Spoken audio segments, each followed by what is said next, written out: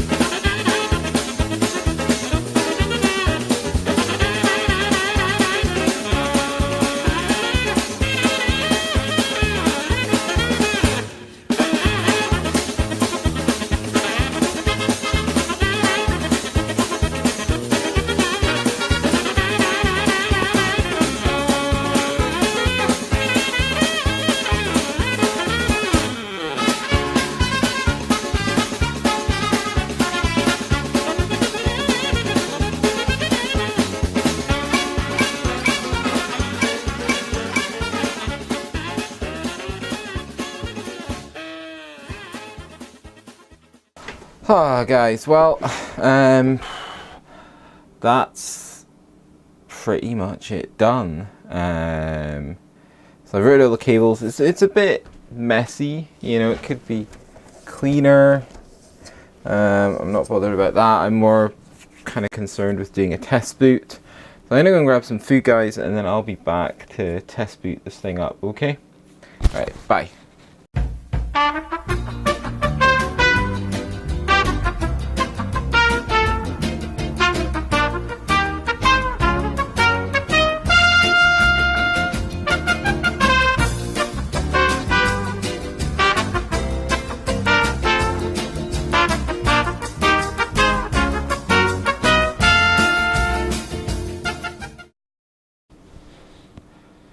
Well guys, that's it done.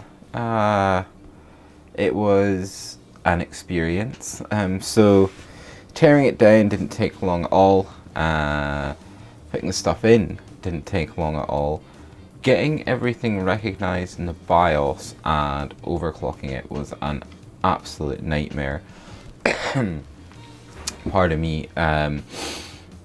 I don't think it's this motherboard, the X99A2. I think it is just something that plagues X99. It's really glitchy, so I put everything in, then I had to reseat the memory. It still wasn't working. I couldn't get the BIOS to go above stock, the CPU speed to go stock, so I took everything out again, and then I took everything out, then I took everything off, I reseated the CPU, blah blah blah, put everything back in, booted up, and it worked, and I was able to overclock it. So I got it up to 4.4, but it was running really hot at 4.4. It was running at like 70 degrees under load, and you know, or in fact more than that, about 75, and I'm just not comfortable with that 24/7, so I backed it off to 4.2, so it's idling at around 26 degrees, 27 degrees at 4.2, and under load it's getting up to sort of 60, 61, which I'm much more comfortable with. And having looked online, 4.2 just seems to be that kind of happy medium for Broadwell E, especially for the 6820K. I just don't think it's that good an overclocker, guys, which is disappointing. I was disappointed with that I couldn't get it cooler. I'm sure, like I say, in the future, this is by no means the finished article. I'm going to be putting a custom loop in here, and I'm sure once I do that, I'll be able to hit 4.4 no problem at temperatures that I'm comfortable with. So I've not really had much time to play around with it. I've played a couple of games. I have noticed that my frame rate has improved a little bit. So the 970, although the old FX chip I didn't think was bottlenecking it. It wasn't bottlenecking it to the point that it wasn't usable, but it certainly was holding it back. You know, I was playing at 1440p last night on Battlefront and Ultra, and I was getting, you know, a steady 60 FPS, which is pretty awesome. When I dropped it down to 1080p, I've got some gameplay that's probably going to appear in this corner.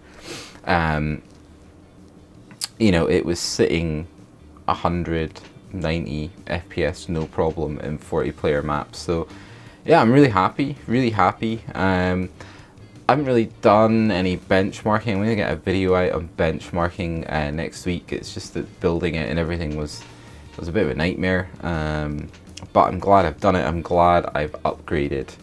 So that's it, guys. I'm really happy. Actually, I'm really happy. I know it doesn't sound like I'm happy, but you know, I was up till 1 o'clock in the morning yesterday, and then I had to go to work today and then come home. I've still got to edit this video.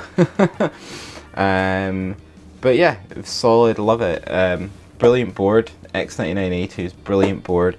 Love the Noctua U14S. Just an awesome cooler. It's cooling this boy no problem. And for a man like for me, who is not in spending huge amounts of money on CPUs, I've got to admit that the Core i7 6800K is worth it. Definitely. Glad I went with this and not the 5820K. Glad I've actually stepped up to the latest IPC. Makes a lot of sense for an extra, not much. Can't remember how much I paid for this now. But all in, for the board, the cooler, the chip, and the 32 gigs of DDR4 Vengeance, I paid £860. So it seems like a lot of money, but Like I said in my introductory video to this, I don't upgrade that often, so I'll have this rig for 3 or 4 years before I upgrade again, unless quantum computing sort of jumps to the fore. So guys, that's really it for this video. So I hope you liked it. I hope you find it entertaining. I'm certainly certain you'll find the build sequence at the beginning quite entertaining. I didn't at the time. So if you liked it, guys, like the video. If you dislike it, dislike the video. Don't forget to leave your comments. You know, I'm quite happy if you think I've made the wrong choice, if you think I should have gone with a 5820K or even just a 6700K and Z170. That's great. We can talk about that in the comments, or you can hit me up on Twitter. But guys, don't forget, I should say, to hit that subscribe button so you're always up to date with great tech videos that are going to be coming out soon. Bye for now.